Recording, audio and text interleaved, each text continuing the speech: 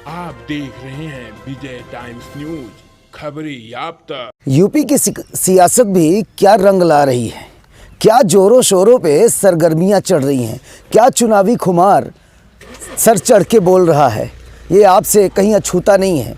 जब भी टेलीविज़न खोलो तो इत्र पे बात, जब भी अखबार पढ़ो तो गौमूत्र पे बात, जब भी कोई सोशल साइट्स खोलो या सोशल मीडिया को देखो तो सहयोगी की बात, मित्र की बात। अब ये तीन शब्द होते हैं जिसमें हम चर्चा करने के लिए यहाँ लालगंज विधानसभा की सरजमी पर मौजूद हैं और लालगंज विधानसभा के अंतर्गत आने वाले वो लालगंज ब्लॉक प्रमुख उद्धव सिंह सोनू जी हमारे साथ हैं। वो उनका इन मुद्दों पर क्या मानना है, अपना निजी दृष्टिकोण क्या है, क्या समझते हैं इन मुद्दों से, वो हमारे दर्शकों को आज बताएंगे। एक साक्षात्कार के माध्यम से हम ये जानने और जनाने की कोशिश करेंगे कि वाकई में क्या इन मुद्दों पर बात होना सियासी सरगर्मियों को बढ़ाने मात्र से देखा जा रहा है या फिर कुछ और चाहती है इस प्रदेश की राजनीति और राजनेता। सबसे पहले सर आपका स्वागत करते हुए हम ये जानना चाहेंगे कि इत्र से शुरू होती है राजनीति और सहमित्र पे आके गिरती है, गौमूत्र की बात तो आम हो जाती है। ये क्या चल रहा है? मतलब विकास की बात होनी चाहिए, बुनियादी सुविधाओं की बात होनी चाहिए जिससे वाकई में आज का समाज अछूता है, वंचित है, लेकिन बेतुकी बयानबाजियों के दौर से कैसे बचा जाए? एक्चुअली देखिए, जो हमारा लोकतंत्र है इसमें हर व्यक्ति को आज़ादी है कि अपने तरीके से अपनी भावनाओं को प्रदर्शित करता है। अब जब राजनीति, यह चुनावी महासमर जिसको हम लोकतंत्र का सबसे बड़ा पर्व मानते हैं, जब ये लोकतंत्र का सबसे बड़ा पर्व आता है तो हर राजनीतिक पार्टियां अपने हिसाब से वोटरों को लुभाने की कोशिश करती हैं। उसमें जनता के बीच में उनकी बुराइयां, उनकी अच्छाइयां, हमने क्या किया, उन्होंने क्या गलत किया, इस तरीके के फंडा को वो प्रदर्शित करके जनता के बीच में लाना चाहते हैं।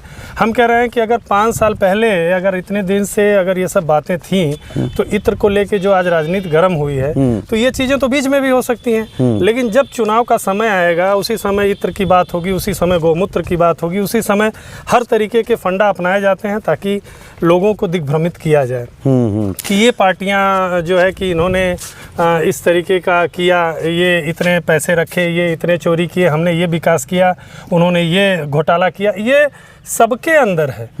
हमारा यह दुर्भाग्य है कि जिस राष्ट्र में हम हैं, इस देश को अगर हकीकत में कोई खाया है तो सिर्फ यहाँ की राजनीति खाई है।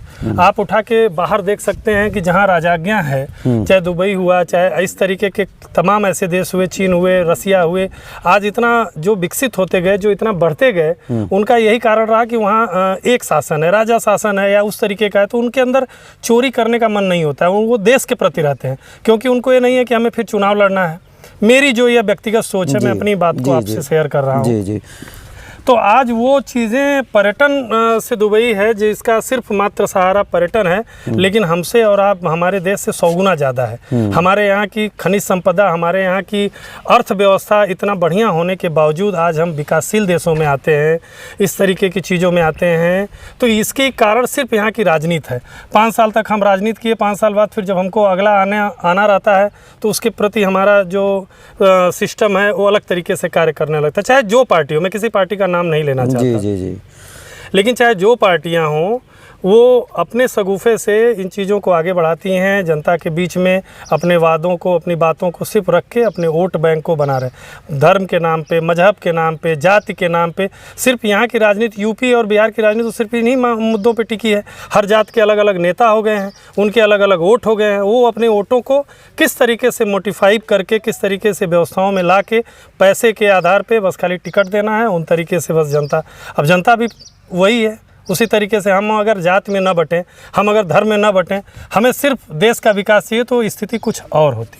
आप पूरे हमको लगता है कि भारत का भ्रमण करते होंगे और कहीं न कहीं टूर के माध्यम से या लोगों को मिलने के माध्यम से, आपके इष्ट मित्र जहाँ पे होंगे उनको मिलने के माध्यम से जाते होंगे, लेकिन हमको जहाँ तक मैं महसूस करता हूँ कि ये जातिवाद, ये धर्मवाद उत्तर भारत में ही हावी है। साउथ में ऐसी चीज़ें देखने को नहीं मिलती और साउथ के लोग हमसे कहीं ज़्यादा वेल एजुकेटेड, वेल ट्रेंड दोनों माने जाते हैं। तो शिक्षा का अभाव ये हमारे लिए काफ़ी गंभीर विषय है। दूसरी बात, जाति धर्म से हटकर चुनाव या जनसेवा की भावना प्रदर्शित कर रही थी भारतीय जनता पार्टी, जो खुद आज जाति और धर्म पर दोनों पे आके टिक गई, इसकी वजह जान सकते हैं? देखिए, यही बात तो मैं अभी आपसे कह रहा था कि हमारे प्रदेश में जो इधर का मोस्टली हम लोगों का उत्तर भारत का ये जो एरिया आता है, इसमें नेताओं ने जातियों को जाति से कन्वर्ट, अब तो पहले हिंदू मुसलमान दो जातियां थीं, अब हिंदुओं में भी तमाम किस्म के most backward, other backward, Yadav, Harijan, Chamar, Bhar, Pasi, Khatik, लोहार, सबको अलग अलग कर दिया। हर जाति के अलग अलग नेता हो गए। हमने अभी आपसे बताया कि उनके अपने मोस्टली वोट बैंक होंगे, तो वो अपने वोट बैंकों को सीधा सीधा बेच देते हैं, तो वो एक विशेष जाति को लीड करते हैं। तो ये भावना जो है हमारा, ये शिक्षा, मैं शिक्षा को नहीं मानता हूँ, इसलिए कि शिक्षित, अब तो शिक्षा का,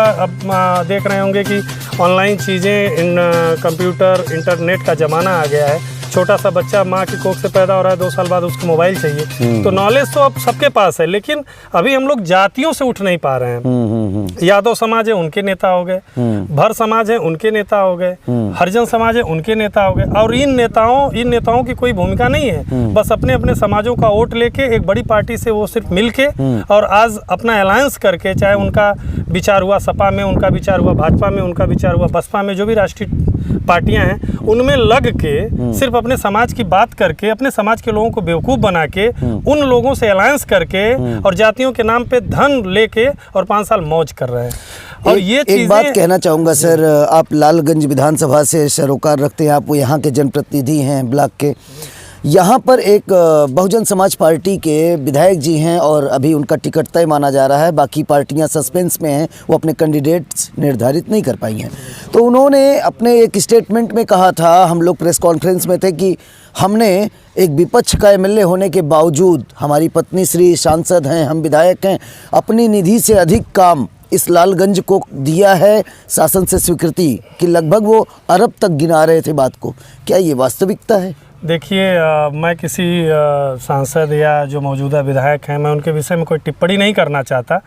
मैं ये कहता हूं कि अगर आप सांसद हो, अगर आप विधायक हो, तो आपको निधि गवर्नमेंट देती है और हमारा दायित्व बनता है। मैं प्रमुख हूं तो मुझे गवर्नमेंट निधि देती है, और अगर हम राजनीति करते हैं तो हमें सेवा करना है। राजनीति का अर्थ हो गया सेवा भाव। अगर हमको ये पता होना चाहिए कि अगर हमको आज कुर्सी मिली है तो ये कुर्सी आज है, कल चली जाएगी, ये जनता के द्वारा बनाई गई कुर्सी है और जनता के राजा हम हैं, जनता ने हमें चुना है। पहले राजा माँ के पेट से पैदा होता है था, लेकिन आज राजा जो है वो जनता के वोट से पैदा होता है, जनता के मोहर से पैदा होता है। तो हमें मालूम है कि अगला 5 साल हमें क्या करना चाहिए, उसके आधार पे हमें अपने वर्क करना चाहिए। अगर हमें निधि मिलता है तो उसको खर्च करना चाहिए।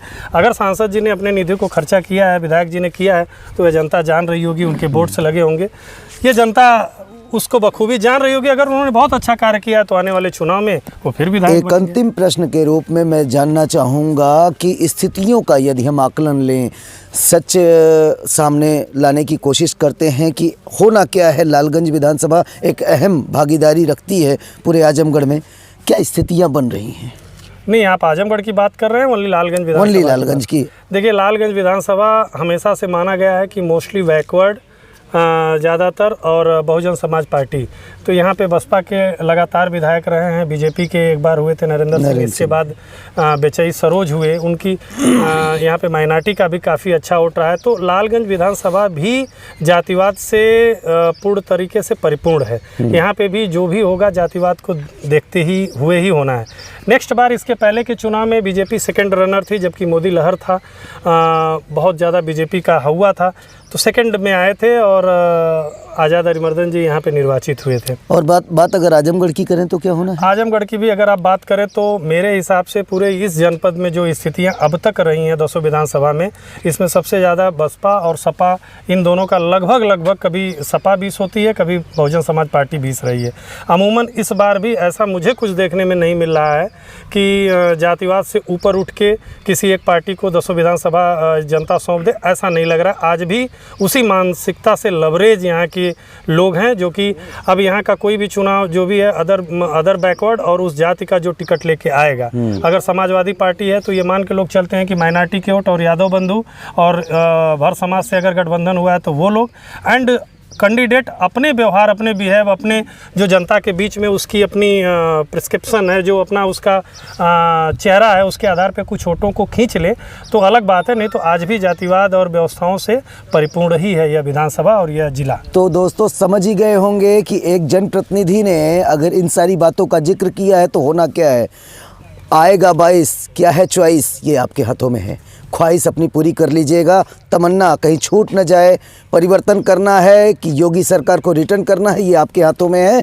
जो आजमगढ़ की सधी हुई गणित थी, जो लालगंज की सधी हुई माप थी, उसको हमने आपके सामने लाने के लिए एक भरपूर बड़ी शख्सियत को सामने लाया और उनके मुताबिक जो कुछ भी सुनने को मिला आप सुन चुके हैं। अपने आसपास की खबरों को देखने के लिए हमारे चैनल को सब्सक्राइब करें तथा बेल आइकन को प्रेस करना ना भूलें ताकि हर खबर पहुंचे आप तक।